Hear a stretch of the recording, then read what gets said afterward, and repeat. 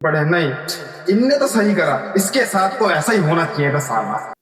तो क्या हाल है भाई लोगों, मैं आज ना कोई रोस्टिंग करने आया हूँ ना कोई किसी को जज करने आया हूँ। मैं आज उस दुर्घटना के बारे में बात करने आया हूँ। पुणे में केतन अग्रवाल हत्याकांड के 10 दिन बाद पुलिस ने और उस दुर्घटना से शर्मनाक तो ये चीज है कि सो कॉल्ड सोशल मीडिया के इन्फ्लुएंसर उस दुर्घटना को सही साबित करने में लगे पड़े नहीं।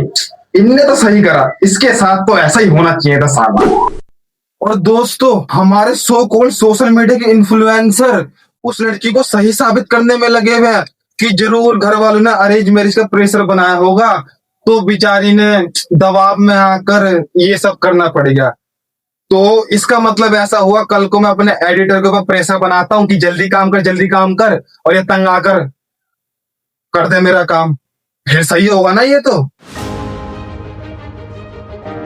कि इसको ढंग से समझते हैं और जानते हैं कि ये निकेतन कौन था और ये सिया कौन थी, इन दोनों का क्या मैटर था।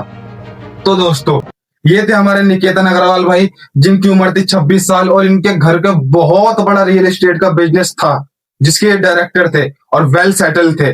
और दूसरी तरफ हमारी सिया गोयल, जिनके पिताजी का भी बहुत अच्छा खासा मसालों का बिजनेस था। तो दोस्तों, दोनों बहुत अच्छे खासे परिवार से थे और इन दोनों की शादी नवंबर में तय हो चुकी थी, जिसकी तैयारी भी बहुत धूमधाम से चल रही थी।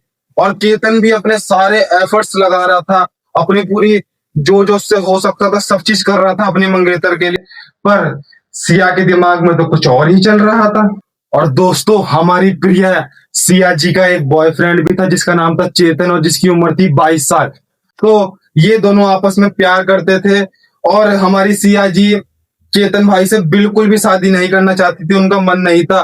पर वो फैमिली का प्रेशर कि कर ले शादी, वेल सेटल्ड है, तो उन्होंने अपने घर वालों से लड़ने की बजाय केतन भाई को रास्ते से हटाने की सोच ली।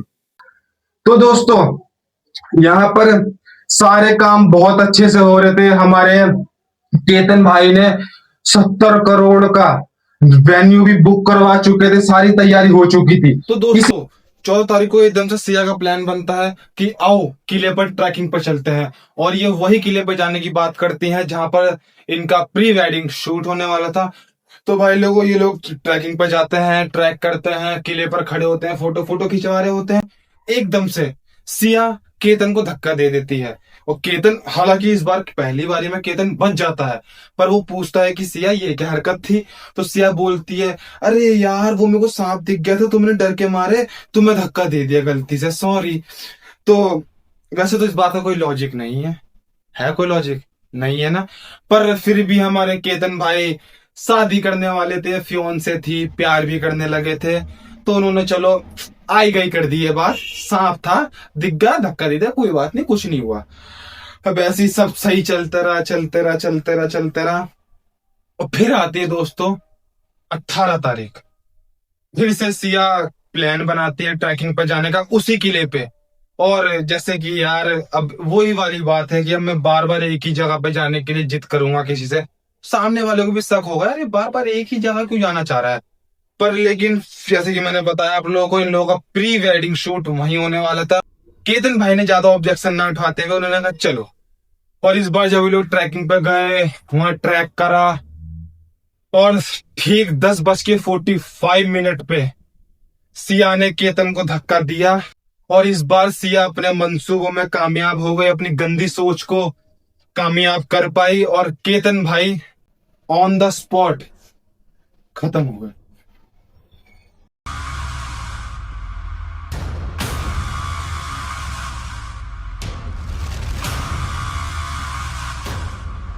और दोस्तों, हद तो तब पार हो गई जब ये सब कारनामा करने के बाद सिया करती है केतन की मम्मी फोन करा और रोते रोते ड्रामा कर और एक्टिंग करते हुए बोला कि फोटो खींचते खींचते केतन खाई में गिर गया है।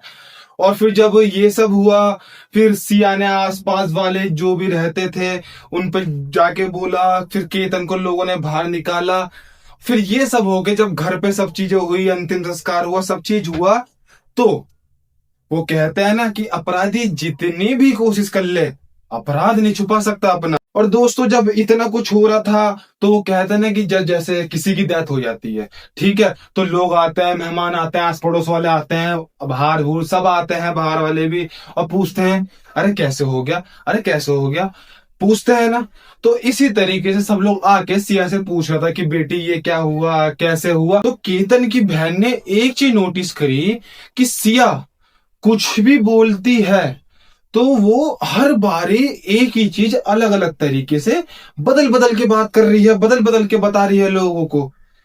अब थोड़ा तो डाउट होता है इस बात पे।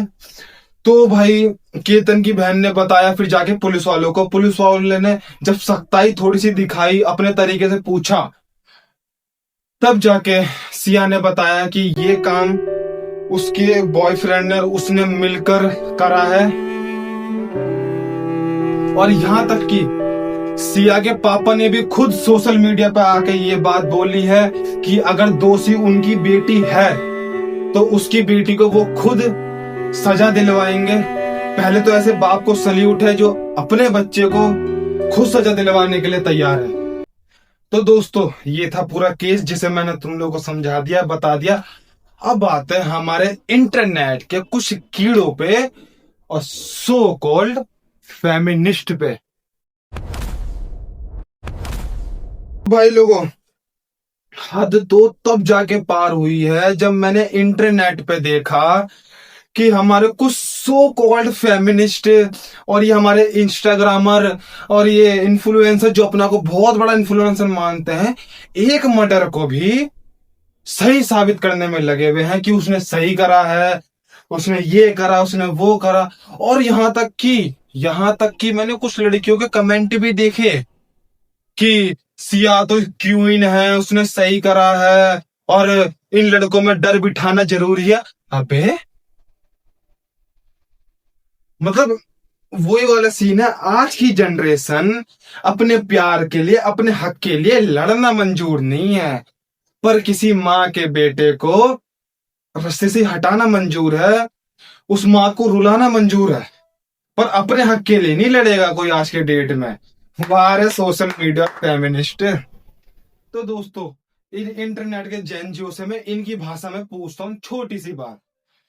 तुम्हारे घर में भी बाप होगा, भाई होगा, है ना, छोटा बड़ा सब होंगे।